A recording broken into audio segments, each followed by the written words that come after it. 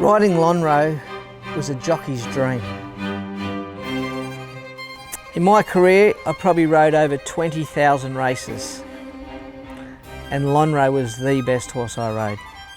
Horse of the Year who became a champion stallion. He is exactly what you want to achieve in the game. Well, he was a superstar on the racetrack and he's turned into a superstar at stud. Really doesn't come much better. Well, here he is, ladies and gentlemen, the super horse of Australian racing, Lonhro. He was down and out, but like champions do, he's been able to win. Lonhro, the champion 3-year-old, champion miler, horse of the year and champion sire. Winner of 11 Group 1 races, sire of 12 individual Group 1 winners. His stallion sons include Piero, Exosphere, Impending, Encryption and Denman. A great of the Australian thoroughbred industry. Lonhro was born and bred by the Ingham family at Woodland Stud in 1998. He's by the champion Octagonal out of a Group 3 winner in Shadir. It wasn't until January the 27th, 2001 that he broke his maiden at Rose Hill in those famous cerise colours, the first of 30 times he was victorious. Darren, what about riding a horse like this? When you go out, there's a great expectation on you, isn't there, to win? But what a thrill in the straight when he picks them up. He just winds them up, doesn't he? He's an absolute privilege to ride this horse, like, you know. You get emotional over him, don't you? Yeah, he's a good horse. What set Lonhro apart from a lot of really great horses was his acceleration. Once I asked him for that effort, he just really exploded, and then he was able to deliver with that tenacity and of fighting out a finish. 200 to go, Lonhro getting to Royal Code, distinctly secret running a race, 100 metres to go, Royal Code Lonhro, Royal Code Lonhro, Lonhro's driving hard and wins it.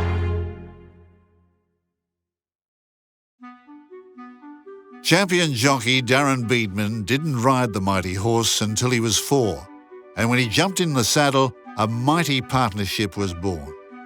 From 22 rides, he rode Lonhro to victory in 16 of those races, 10 of those at Group 1 level. I think that is works a lot for you if you can get a jockey and the horse working together.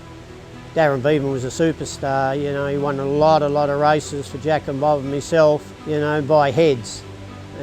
Anyone else, they'd have run second. I just think, he's the best horse I've ridden. Like, he's so adaptable and he treats his rivals with contempt, One day that gave me a big thrill was when I was able to run down Sunline in the Lumber Stakes.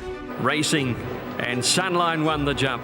Out by a length and a half distinctly secret in the early stages, she found no trouble in setting up a good lead. She was at a prime, she was a champion, so here we have 2 champions fighting it out. To give her a start and to beat her, I think that was his best win. Sunline by a length, Lonhro trying to level up, a great battle, Sunline Lonhro, Lonhro's getting to the great mare, and Lonhro beats Sunline by a neck. We've witnessed one of the great Yalumba Stakes. She might have been beaten, but she's been beaten by a champ in the making. And the son of the great Octagonal has worn down the Queen of the Turf in an epic battle. The Australian Cup and the Ryder were the 2 best, but I think Ryder Day, that particular day, as I said, I think that particular day he was as fit and as good as we could possibly get him, and as I said, I don't think any horse in the world would have beat him on that particular day. They're sensing Lonhro's win. Lonhro cruised past Grand Army, followed by Private Steer, but it's Lonhro in full flight, providing another magnificent spectacle, and Lonhro has walked in. Simply too good. Simply too good, Lonhro. And the Octagonal Stallion streaked away. You reckon he knows that they've all come to see him? Have a look at him. He just doesn't know the difference between this and any other day. It's just he knows he's coming to work and he knows what he's got to do, and let's hope that he does it and it all goes to script. My favourite moment has to be the Australian Cup.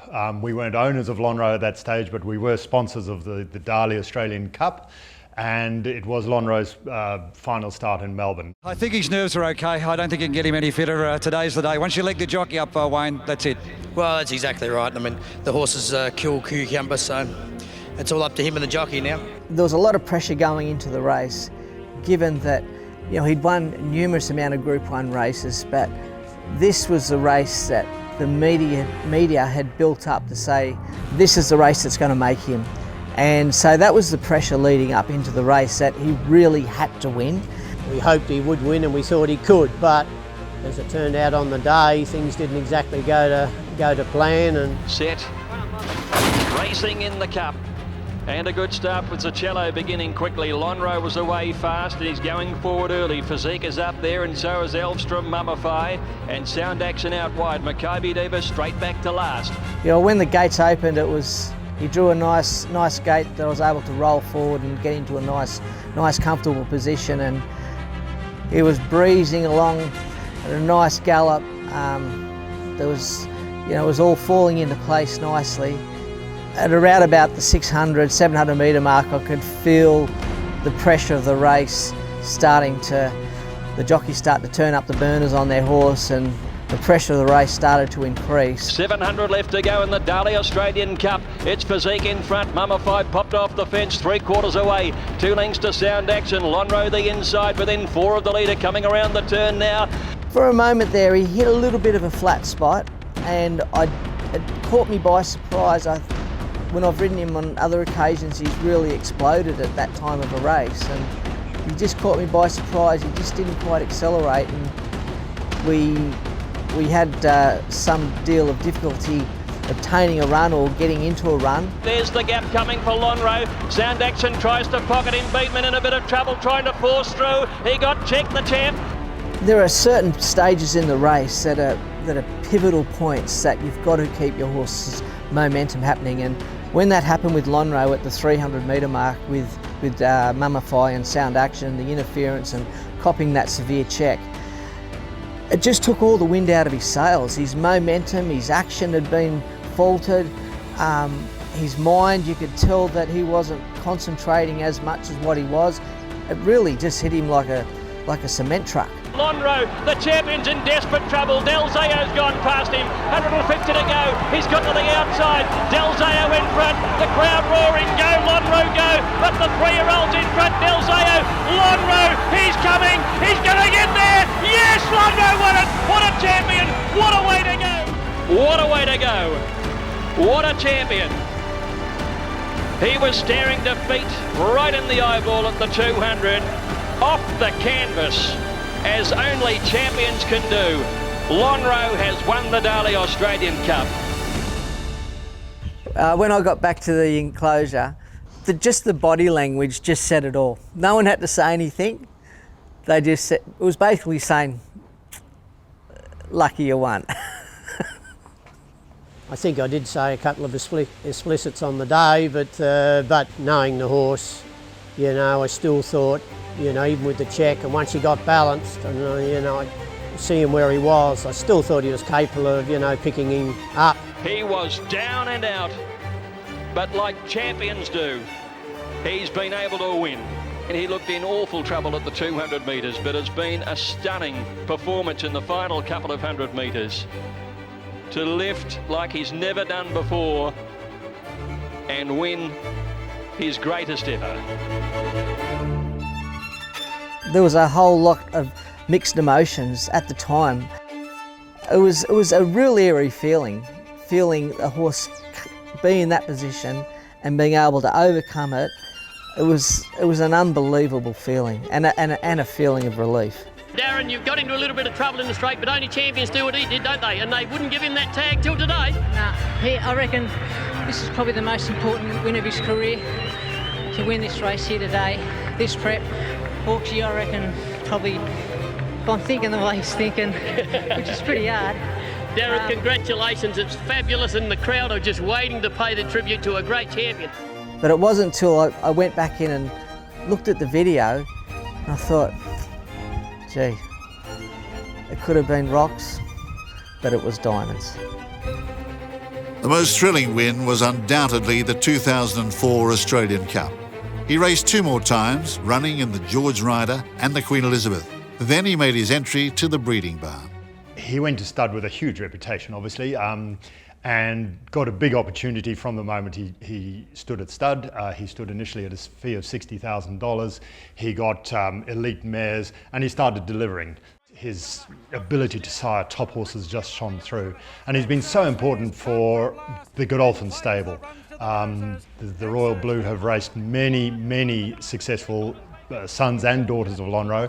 I think we've raced approximately half of his stakes winners, probably just over that in fact, and I think for Sheikh Mohammed in particular, he's the next most successful stallion he's had progeny from, other than the magnificent Dubawi. He feels like he's about 10. He's going really well. I'm really happy with him. It's such a pleasure to work with this old boy.